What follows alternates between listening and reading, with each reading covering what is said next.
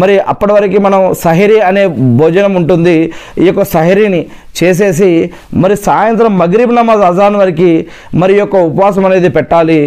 ఈ మధ్యలో కూడా ఉపవాసం అంటే కేవలం ఒక ఆహారము, ఒక నీళ్ళు, అన్నము, పండ్లు వీటికే దూరం ఉండటం కాదు.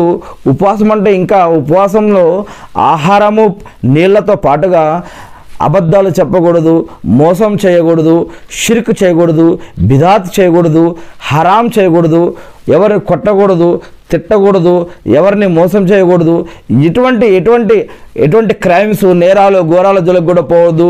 మన చూపుని కంట్రోల్లో పెట్టుకోవాలి, మన నోటిని అదుపులోకి పెట్టుకోవాలి, మన శరీరాన్ని కంట్రోల్లో పెట్టుకోవాలి, మన యొక్క చెడు అలవాట్లు, చెడు పద్ధతులు ఉంటే వాటిని వదిలేయాలి. ఇవన్నీ కూడా ఉపవాసంలో భాగమే. మరియు ఈ యొక్క ఏదైతే ఇప్పుడు చెప్పబడ్డాయో ఈ చెడు అలవాట్లు, చెడు పద్ధతులు అన్నవి ఇవి ఈ నెల మొత్తం కూడా రంజాన్ మాసమే. ఈ నెల మొత్తం కూడా రంజాన్ నెలే. ఈ నెల మనం కూర్చున్నప్పుడు, నిలబడ్డప్పుడు, మాట్లాడేటప్పుడు, పడుకునేటప్పుడు కూడా మన ఇబాదత్, ఆరాధన చేస్తూ ఉండాలి, అల్లాని ధ్యానిస్తూ ఉండాలి, అల్లాని ఆరాధిస్తూ, పొగుడుతూ, క్షమాపణ అడుక్కుంటూ, మనకి ఏది కావాలో అది కోరుకుంటూ ఉండేటటువంటి ఈ నెల మొత్తం కూడా ఉంటుంది. ఏదో రంజాన్ ఉపవాసం అయిపోయింది, ఇప్పుడు నేను వెళ్ళి ఇంక ఇష్టం వచ్చింది తినేస్తా, తాగేస్తా అంటే కుదరదు. మరి హద్దులు ఉన్నాయి, ఆ యొక్క హద్దులను మనం దాటకూడదు. అంతేకాకుండా ఇంకొక విషయం ఏమిటి అంటే, మరి మనకి రంజాన్ నెల అంటే ఇష్టం వచ్చిన వంటకాలు, రకరకాల వంటకాలు చేసుకొని తినే స్పెషల్ మంత్ కాదు ఇది. రంజాన్ అంటే హరీసు, హలీము ఇట్లాంటివి తయారు చేసుకొని తినే స్పెషల్ మంత్ కాదు ఇది. రంజాను అంటే ఏమిటి? భయభక్తులు కలిగేటటువంటి మరి రంజాన్ అంటే మన షాపింగ్లు చేసుకునేటువంటి నెల కూడా కాదు ఇది.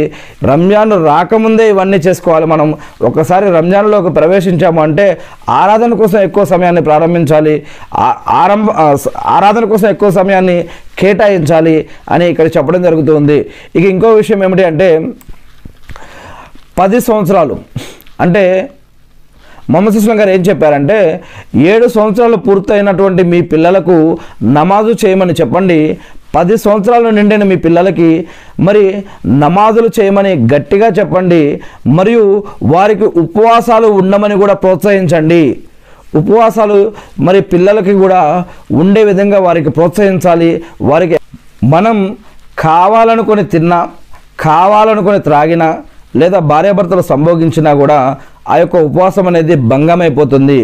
ఒకవేళ మర్చిపోయి తిన్నా, త్రాగినా ఏం కాదు, ఆ యొక్క ఉపవాసాన్ని కంటిన్యూ చేయొచ్చు. కానీ ఎవరైతే